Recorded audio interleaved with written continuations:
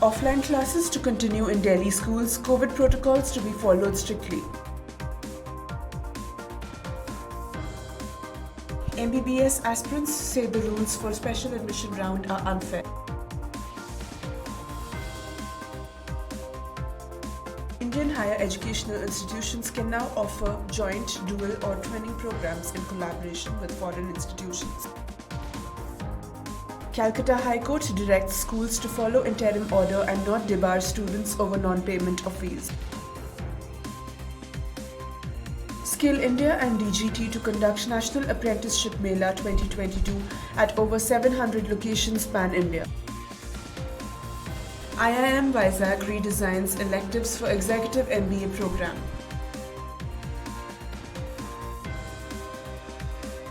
Jadavpur University collaborates with IBSD Imphal for research. Good afternoon and warm welcome. You are watching Education News Network, where we get you the latest developments in education at the top of the hour. This is Nitya reporting from ENN, and the daily stories are: schools in Delhi will continue in offline mode, but they will have to ensure that COVID protocols are strictly followed, said officials on Wednesday. Reports of infections from schools have triggered concern weeks after they reopened for offline classes, following a 2-year gap in light of the pandemic. Experts have repeatedly been warning against the school closures, citing learning losses. A senior official said schools will not be closed and will continue with offline classes. Schools have been asked to report all cases to the Education Department and ensure that COVID protocols are followed strictly. Deputy Chief Minister Manish Sisodia is constantly monitoring the situation in schools. The Delhi Disaster Management Authority, in its meeting on Wednesday, decided to come up with a separate standard operating procedure for schools in consultation with experts. During the crucial meeting chaired by Lieutenant Governor Anil Baijal, the COVID situation in Delhi was reviewed. The DDMA decided to make wearing of masks mandatory in public places and impose a fine of ₹500 on violator. Schools across Delhi NCR have sprung into action following the spike in COVID cases and are taking various measures, including frequent sanitization, to restrict the spread of the virus to a minimum in order to avoid shutdown of the campus. Many medical aspirants and their parents are opposed to the Central Medical Counselling Committee's decision to hold a special stray vacancy round to fill 323 vacant MBBS seats in the All India quota without giving them a chance to upgrade. Parents claim that these seats are vacant in sought-after government medical colleges and may now be open to students with lower merit ranks. It will be unfair to a section of these students, as getting a seat in a government college is highly competitive. Of the 323 vacant seats in the All India quota, 38 are vacant in Maharashtra. Students who have not secured seats in any college are only eligible for the special round. Students are expected to pay a refundable security deposit of ₹50,000. Parents say that many students with higher ranks may have secured seats in private and deemed medical colleges or a government college, which was not their top choice. They were not allowed to cancel after the state admission rounds and now will be stuck with those seats if they are not given a chance to upgrade. Meanwhile, the state admission rounds for MBBS seats concluded in Maharashtra with only 1 vacant seat in MBBS and 198 vacancies in dental colleges. For the last 2 years, 852 and 1,028 seats were vacant in private dental colleges. The vacancies dropped this year, indicating increase in demand. Taking a leap towards the internalization of education in line with NEP 2020, the UGC has given the approval for regulations that will now entitle Indian higher educational institutions to offer joint, dual or twinning programs in collaboration with foreign educational institutions. M. Jagdish Kumar, UGC chairman, revealed that the Indian HEIs can collaborate with their foreign counterparts for credit recognition and transfer, twinning programs and also dual degree programs. The system of Indian students being permitted to obtain credits from foreign higher educational institutions for the award of degrees in India was also discussed in NEP 2020. In case of twinning programs, an Indian HEI can collaborate with a foreign HEI, following which a student can physically go to a foreign HEI, stay there for a semester or two, and earn credits up to a limit of 30% of the credits required for the program. As part of the same initiative, foreign students can come and stay in India and obtain similar credits of up to 30% as per the requirement of the degree program. This will help Indian students to study in a foreign country while they get the degree from the Indian institution. The foreign HEI will give a certificate of recognition to certify the credits earned for the component for which the student has earned credits abroad, he explained, adding that in case of the joint degree programs, the Indian and foreign HEIs will have to sign an MOU to establish the collaborations. The Indian and foreign students have to earn more than 30% credits each, and in this case, the degree for Indian students will be provided by the Indian Institute, while the Foreign Educational Institute will give a certificate for the credits obtained. The third is the dual degree program, where apart from the MOU signed between two partner institutions, Indian students will have to do more than 30% of the credits and vice versa in case of foreign students. The Indian student will earn one degree from the Indian institution and another from a foreign higher education institution, though the degree is the same unlike a double degree program. Highlighting the fact that India has 4 crore students in Indian HEIs and their numbers are likely to increase over the years, Kumar said it is important to widen access to higher quality education and give Indian students the opportunity to acquire multidisciplinary education and skills both in India and overseas. The regulation will also attract foreign students to India as a study destination and in due course improve the standing of Indian HEIs in global rankings. The regulation will further enhance foreign exposure and worldview of Indian students in addition to promoting faculty exchange and sharing of global best practices, he said.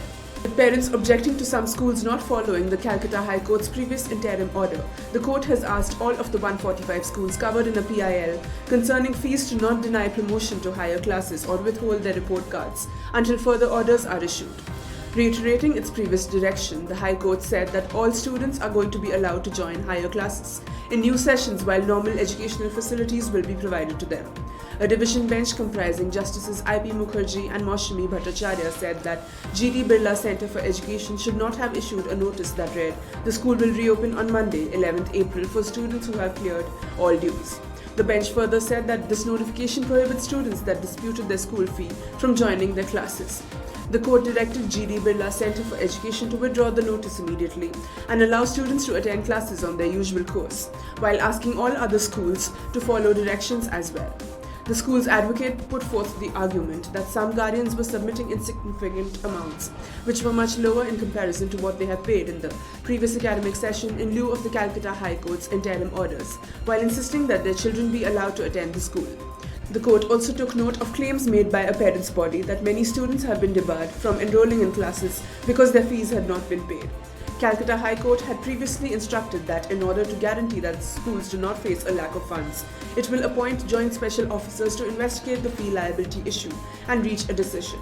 The High Court bench said, each of the guardians or students shall make payment of the fee determined as payable by the joint special officers to the schools or teaching institutions within 2 weeks of such determination.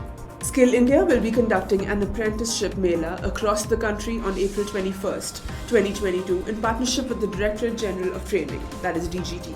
This apprenticeship mela will be organized in more than 700 locations across India. The initiative aims to support the hiring of over 1 lakh apprentices while assisting employers in tapping the right talent, in addition to developing it further via training and providing practical skill sets. Over 4,000 organizations across more than 30 sectors will be participating in this apprenticeship mela, including sectors like power, retail, telecom, IT, electronics, automotive, and more. The candidates will be able to engage and select from over 500 trades including welder, electrician, housekeeper, beautician, mechanic, etc. Students who have cleared at least Class 5 through those who have graduated from Class 12 are eligible to apply at the apprenticeship mela. Students with skill training certificates, ITI students, diploma holders and graduates are also eligible. The Indian Institute of Management Visakhapatnam has revamped its elective courses for its 2-year non-residential postgraduate program for experienced professionals for the 2022 to 2024 batch. Several new age elective courses from areas like business model analysis, entrepreneurial leadership, digital marketing, project financing, data analytics, etc. will foster a deep understanding in areas of interest of the students. According to IIMV officials, the curriculum is specifically designed for experienced individuals who look forward to leadership roles. Even though the institute is likely to move into its permanent campus in Gambiram in June, the PGPX program will continue from the transit campus in Andhra University. As Andhra Pradesh is deprived of such executive management education opportunities in premier business schools, the course has become a major draw for the employees of various public sector undertakings as well as the corporate sector. For instance, nearly 40% of the students enrolled in the 2021 to 2023 batch belong to various PSUs and government organizations. The unique program is positioned to own the management skills of the students to make them evolve into transformational leaders. A memorandum of understanding was signed between Jadavpur University and Institute of Bioresources and Sustainable Development, that is IBSD Imphal, a research institute under the Department of Biotechnology, Government of India, on 11th November 2020 for establishing a mutually beneficial relationship based on academic and scientific cooperation in terms of collaborative research projects and other academic exchanges, and to address the challenges of the Northeast in regard to technology development and societal needs.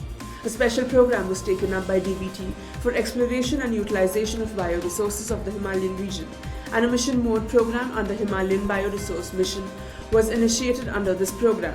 Several research groups of Jadavpur University are participating in various interdisciplinary projects. On Tuesday, a meeting was organized at the TEQIP building, where the following dignitaries, among others, deliberated on the Himalayan bioresources and their exploration. The following 2 mega research projects worth Rs 5.5 crores have been sanctioned by DBT under the Himalayan Bioresources Mission to carry out the research on documentation and validation of traditional healthcare knowledge of Indian Himalayan region using translational approach and development of indigenous measurement system for assessment of quality of black rice and ginger varieties of Northeast India. That's all for today. Thank you for watching Education News Network. For more such videos, do log on to our website, theann.com, and don't forget to like, share, comment, and subscribe. Signing off, this is Nitya.